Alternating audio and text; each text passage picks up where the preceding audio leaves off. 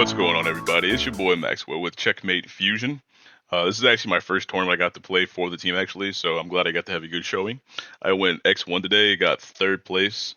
I ended up losing to a UI player, and he also got second place, so congratulations to him.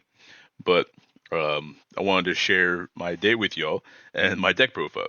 I think my team decided to play Tapion, a lot of them anyway, because it's a really good blue leader, really strong. I enjoy what he does. He kind of fits my play style, and I'll probably continue to play him. Make a few changes here and there, but overall ran really, really well. I'm not going to go too crazy in depth, just the important stuff, kind of run through it a little bit because I believe they'll be making a profile as well of the decks. So I will go over this real quick. The leader, he is a top check 5 leader. The top check 5 lead here, you can add one blue hero, trunks, or phantom demon card to your hand. It doesn't specify a cost, so you can take whatever you want, which is pretty cool. Unfortunately, your SCR is unsearchable, but just a small ding delay, but it is what it is. You play Hirudegarrn on board, preferably on 2, so you can awaken and get to the fun side. This is the side that pretty much wins you the game. You get to activate battle combo with a 1 blue hero card from your drop. And then also, if you want a combo card from hand, because it was nifty auto up top, you can play up to 2 1-drop hero cards onto the battlefield, proc their abilities, and then you get the plus on not only your turn, but also your opponents. And it also facilitates a lot of what the deck gets to do. So I'll put you over there for now. But for the deck itself, you have 4 Minoshas, the draw one, and then for the old Minosha, which is also a draw one as well. I value the draw a little bit more just because late game you just want to keep drawing cards. The Tapion is also searchable, so you can put it into the drop pretty quickly and keep filtering to, top checking 5 to keep getting these Minoshas to keep doing the combo chain of play one, check, draw, check, and draw. Then we have 4 and 2 of the Hirudegarrns. I believe I have these ratios the exact same as my teammates, because we value the bottom deck effect of this Hirudegarrn over the critical, which is fair because being able to clear battle cards in this game is super important, especially early. Fade some aggression. Crit comes up every now and then, which is nice. But when you tap 1, you play this card, you get to draw a card, and then you can put a Tapion or one of your Minoshas into the drop. So you usually always put this one in, and that's when you can start doing your combos with it. That's why you only play 2 of these. This one starts your whole deck pretty much, which is really nice. Cool of Bandai to finally give us something like that. But then for the super combo choice, I'm sorry, I also meant to mention that you can only use these autos to gain critical and to gain the ability to bomb take a card if you have a 1-drop out on the board, one of these guys, that you can blow up and put into your drop. So a lot of the time on turn 1, I'll just play one of those. I won't combo it because if them 9 times out of 10, they don't have a way to clear it, then I'll just get infinite value because then I get to play 2 for my drop, have another 1-drop on board, and just do a few more things with my turn. But then for super combos, we play 2 Zeno and 2 of the in archetype super combo plus 0, 10k, and then draw a card if you're at 4 or less life. Mostly because it's searchable, which matters. And then you need the Zeno super combo specifically more or less for the UI matchup. That way you can bounce 2 to your hand, reset your energy, and then play around the Paringa plus Absolute Annihilation. Play your 6-drop or any card that clears the infinite attacker. And then usually that's the game. Usually. And we also play for the TP. This guy is a little crazy because he is an activate battle with no energy restriction on it to where you can just go ahead, bounce one of your 1-drops over here and play him and bottom deck a battle card with energy cost 4 or less. So I've blown out a lot of people with this card. It's pretty cool in the early game. But then we play 3 17s, not 4. You don't build enough Z energy to where you can warrant playing 4 most of the time, but it's still a 1 energy negate and it's still good. And when you have the floodgate, solid. Then we played for Tapion. This is the one that ignores barrier. If you have 2 or more energy, you can play him for 1, bounce one of your 1-drops to your hand, and then bottom deck a 4 or less that ignoring barrier. So you get to hit that pesky 4-drop in UI, the Goku, or anything that might be hindering your game plan. Most of the time, which is pretty cool, I would get to play this, and then I get to 5 to 3 them because they just don't expect this deck to go so aggressive. Then you play 3 of this 6-drop. Dual attacker, 25k. This gets rid of on play a 6 or less bottom decks it. Can't say more than that. Very good for the deck. You don't use it too often, but when you do, it matters. Especially later in the game when you have more energy to mess around with. It also has a nifty auto that if you have a Trunks of Youth on the battlefield like this one, at the end of the turn, you get to restand energy. Then I play 2 of these 6-drops. The Center of Evil Energy. It's not great. It's not terrible. It clears a battle card, which is cool. But it's mostly there because if for some reason your opponent negates your early swings and you can't get these 1-drops out to bounce for these effects that you really want to do, then you get to play this, clear a card, and then you have 2 swings to do all of this. If your opponent wants to negate these, then that's fine. Then you're just gaining infinite value at that point. But also it has another effect. It doesn't really come up. You can activate battle, bottom deck them, and then draw a card. But you only do it on your opponent's turn. So that part's kind of weird, but it's fine. Clears a card, dual attack, and gets your game plan going if they try to slow you down. And then we have here 3 of the 8-drop boss monster. This card is crazy. I've ended a lot of games with this card before, and I've had it played. Whenever I played, it's just so much pressure.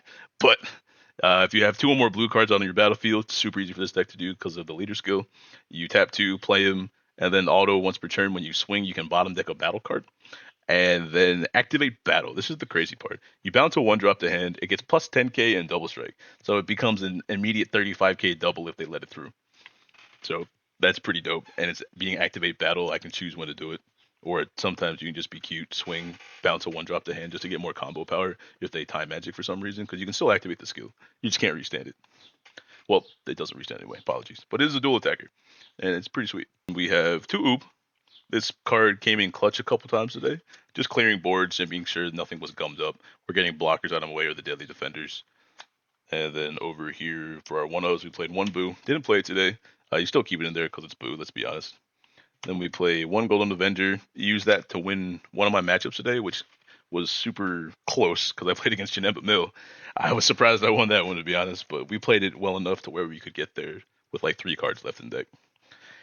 Then we play 1 Secret ID. Again, I'd rather value clearing boards over that extra 5k from the Heated Fighting Spirit. Just getting deadly defenders, blockers out of the way, does a lot of that. 1 of the SGR. You don't have a lot of time to like hold up energy to do certain things. So 3 energy is a tall task. So we just do the 1 just in case we need to clear something or just to Z-charge it to clear a card. And it comes up, it comes up. It's pretty useful. Then our SCR of Taurus, of course, is the Beaston. This card is super cool, super great. Won me a lot of matchups today, like at least 3 of them. I would say probably around 3, because I actually got the bottom deck one of my opponent's last life because he couldn't stop my aggression. And I'm like, cool, game's over. Other games, just put them from 2 to 1, everything's lethal. And not surprisingly maybe, but I activated main a lot instead of activated battle, just to play around specific negates like petrification and things like that. Then for the extra card lineup, 4D Magic, 2 Senzu Bean, and then 2 UIs. The UIs were pretty clutch. I don't like playing less than that because, especially in this deck, the anti-Koichikai turns basically. I want these so I don't have to end up wasting more of my hand. So they'll Koits me and I can't play my 1-drops or whatever. I'll just UI and then I will lose a lot less cards in hand than I normally would. Or if they try to all-in me, I just double UI and they just can't kill me, which is pretty sweet too. They never expect to for some reason, but I know a lot of people play 1, so it's a really great card, love it. And then a lot of the game, well, not a lot of the game, there were a couple games where I got to play Gotenks plus the 8-drop, because if you play the Gotenks and you have the 8-drop out, then you get to restand the energy a turn. So I just tap 4 basically after my combo chain to play this. So you tap 2, play this after your combo, clear a card, and then I play this right after. And then I get to swing 4 times with dual attack 25k, potentially 35 double strike, and then restand energy in the turn because of the Gotenks auto, because this does count as a Trunks Youth card. Yeah.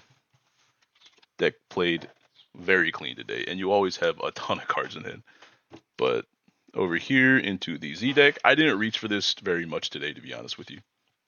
But these are my tokens. And then I played 1 Godly Spirit, 1 In the Name of Hunger, 1 Cell, 1 Beerus, 1 Janemba, 2 Trunks Youth, the new, Z Unison, didn't use it, 1 Hero's Melody, and then 2 Black Commies. The Z card I used the most were the 2 Black Commies, especially in the green matchup, just so I can have more combo, not combo power, but power boost, and then the blocker was huge as well. But I imagine if I played against blue today, I probably would have reached into my Z deck just slightly more than I did today. So, can't be unprepared. Then for the sideboard, I played 3 Taboras for the green matchup. Played against 2 green early today. The Goku deck is obnoxious. I'm not gonna lie to you. Then I played against, well, not played. I played 2 Bitter Revenges that you won against green, but I didn't get to see it, so it is what it is. 2 Demigras. Uh, the 2 Demigras good against the black decks, of course. You have to have a way to clear the 6-drop Vegito that has barrier. Unfortunately, this is the best we got right now. I don't like conditional cards. This is one that you have to play. You just hard mull for it, or you dig for it, just so you can get rid of it. Because if you get past turn 2 with it, well, if they get past turn 2 with the Vegito, then you're in hard mode. And 2 Koisekais. I didn't have to put this in today, thankfully. I thought about it a couple of times, but it just wasn't worth the space. And then I played 1 Cheering just in case. You never know. 1 Begrudging Ally, 1 Mumfuba. Use this against UI actually. And then I played 2 Tapion, Protection, Gogeta, the blue yellow still a deck, and the hit. I put the hit in against the Janemba, of course. It was pretty useful there. It soaked up some swings to where he couldn't, clear my board on that turn. So I got to stay high on that.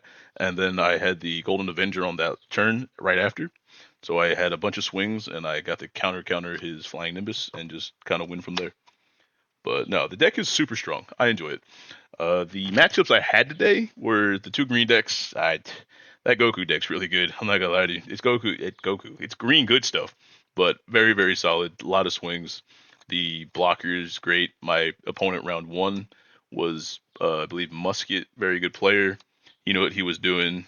I got him in time, so it was super close. Game 2, green again. That one, after understanding how to play against all of it, I ended up winning that one pretty easily. Vegex was my round 3, which was super cool. That's a deck near and dear to my heart. But he went super aggro, couldn't close it out, and then on 3 I had the Beast Han, so I was able to kill him. Then I played against the Janemba Mill player. Again, 3 cards left in my deck. Played the Golden Avenger to counter. And then I killed him with my leader swing after he had to negate my Beast Han and my Golden Avenger swing with his leader skill.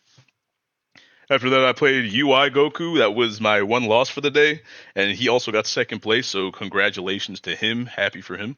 Glad he did well too for me. And then the second UI player I played right after that, which that one I ended up winning because I was able to sculpt my hand, get the double Zeno, and just bounce 2 energy, reset it, and then get rid of his 6-drop after he put Rungud. Then my last match of the day was the Vegito matchup. The Vegito matchup, they're kind of scary. Let's be real here. They have a lot of swings. It's impressive. I like the deck a lot. I thought about taking Vegito as well because I really like playing black, but this one was just, it had all the right tools. Checks every box that you want. But I played against him. I actually went to 1 life, unfortunately, and I was able to Beast on him and just end him that way. So that was pretty cool to be able to do. The Beast on was huge in, like 3 of my games, I would say. But no, this deck was humming today. Again, it was my own fault against the UI player. I made 1 mistake, and he was able to capitalize on it. So respect to him for being able to recognize and play such a clean game. He played against my buddy Raymond in the final.